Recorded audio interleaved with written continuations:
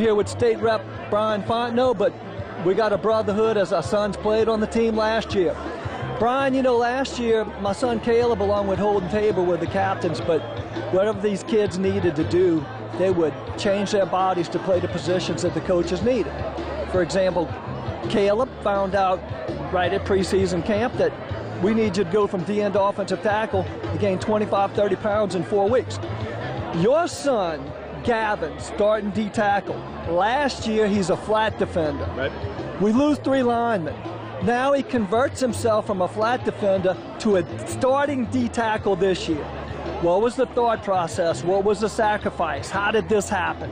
Well, you know, Doc Pat, you know, we taught Gavin at a young age. This is a sport that's a team effort. It takes 11 people to play this game. And he came home and look, he wasn't happy about it. He said, Dad, I said, hey, the way that you're going to be successful, we got to do some footwork, we got to do some hand work, Gavin, and you got to get in the gym. And we take him from on the bench press to 200 pounds. You know, the kid's pushing 300, 325 now. He's probably squatting 600. He could deadlift in the 600s. So look, he's got the speed to play up there. He's probably the smallest kid in Division I right here, and whatever we are, Division II high school football, playing D-tackle, but he's doing an excellent job. He's working hard, and he understands that someone can play flat defender, can do that as well too. So it's been a good ride to get him where he is.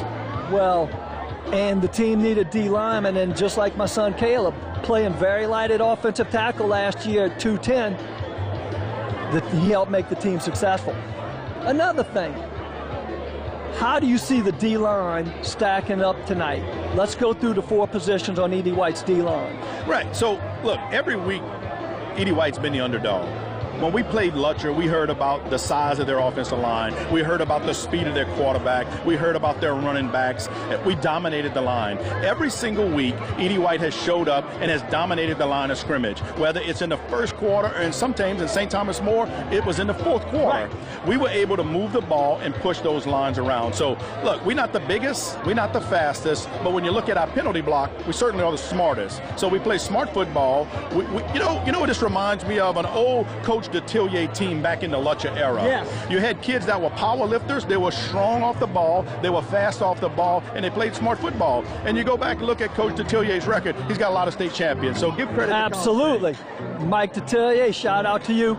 Now, what people don't know is Bryan is also an LHSAA referee. So, how do you go from viewing the game as a referee to now you're a parent viewing your son? Take me through that process. Well, so look, this is the first week I sit in the stands. So during the regular season, I work the chains and I focus, and I know all the officials. You know, in LHSAA football, once the playoffs start, you can call no games for which you've called throughout the whole season. Right. So you see officials from all over the state. Like tonight, we have no clue where these officials are coming from, but if I had to bet, they're going to be from the Shreveport or Lake Charles Association. Okay. So that's the first thing.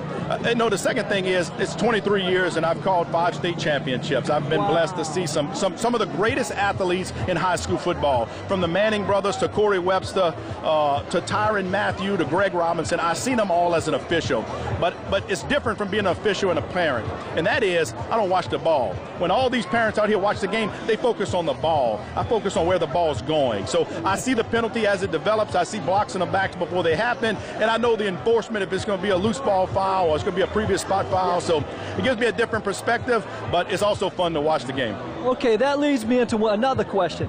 Well, people don't realize that that last year in August, because of COVID, it looked like the LHSAA season would not happen. My son Caleb would have never been captain, played on that team, got to the semifinals. True story. Bryan's son, who's now a senior, came home and said, Dad, why don't you do something about this? Get us kids on the field. And that hit you right between the eyes. No, it was right. Gavin, exactly right. Gavin came home. I said, Gavin, I don't think we're going to play the game. I really don't think we're going to play it. He said, Dad, you're a state rep. Why don't you do something about it? And he was right. And well, look, we know that LHSAA is not a public entity. It's a private sector. But when we tied into Bessie and the school board, there was some things we needed to transpire. So I picked up the phone and I called the Speaker of the House, Clay Scheck-Schneider, and I said, Clay, my son's a junior. We have to play this game. Yeah, my son's a senior, and it's his last year. So, look, we set a meeting with Bessie and LHSAA and the School Board Association. We worked through all the logistics, who was right and who was wrong, who's going to have liability and who's not. And I can remember coming down the state capitol from the governor's office, and I text Gavin. I said, we're going to play football this year. And he just responded with 3 words, I love you, Dad.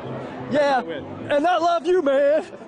And so, tonight, okay? Every game this season, every game last season, our teams got the opponent to play Edie White football. And when all is said and done, you drag them into the arena and you get them to play your type of ball, that's a victory right off the bat.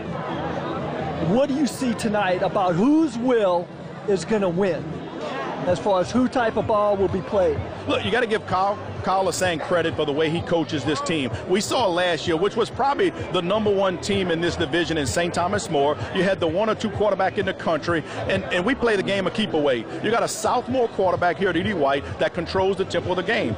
Rest assured, he's not going to snap the ball tonight with under 8 or 9 seconds on the play clock. He's going to get the team set. When we run the clock down, we'll move the ball unless we get behind. And the more you keep the ball away from a powerhouse offense like U-High, the better chance you have to win. So, look, this game is going to be about defense.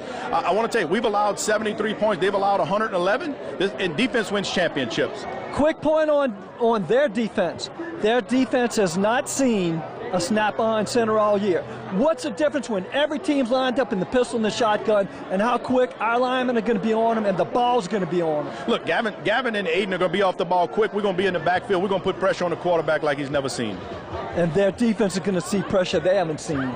We'll be ready to go. All right, my brother. Go Cardinals.